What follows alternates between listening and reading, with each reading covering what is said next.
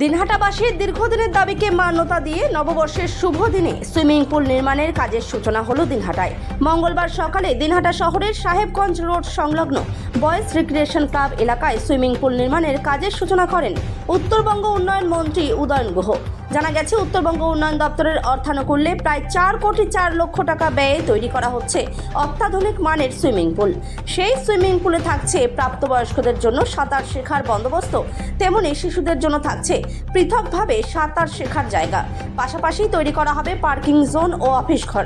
এদিন অনুষ্ঠানে বক্তব্য রাখতে গিয়ে উত্তরবঙ্গ উন্নয়ন দপ্তরের মন্ত্রী উদয়ন গুহ জানান, আগামী 6 মাসের মধ্যেই দিনহাটায় সুইমিং পুল তৈরির কাজ শেষ হয়ে যাবে। শুধু তাই নয়, আগামীতে দিনহাটায় সেলফি জোন তৈরির পরিকল্পনা নিয়েছে উত্তরবঙ্গ উন্নয়ন দপ্তর, সে কথাও জানান তিনি। বলবো, এটা আমাদের কাছে একটা গর্বের মুহূর্ত, ঐতিহাসিক মুহূর্ত।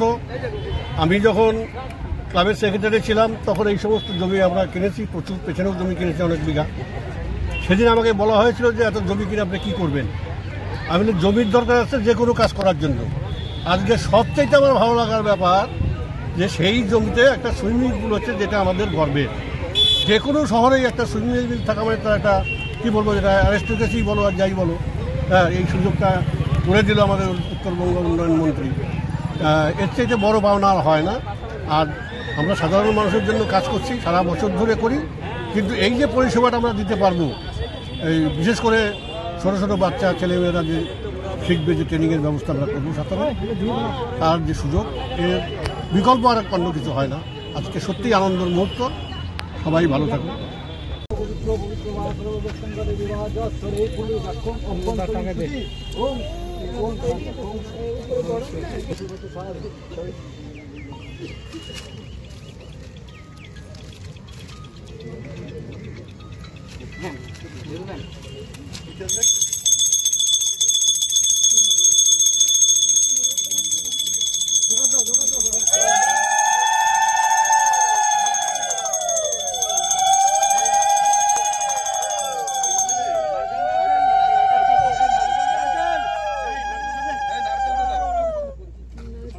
শাড়ি দেখে দাও।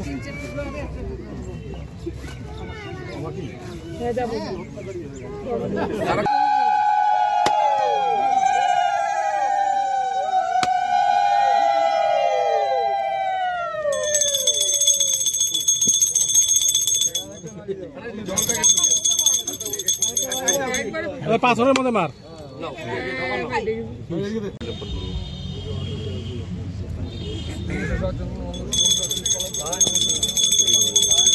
কোন জায়গাটা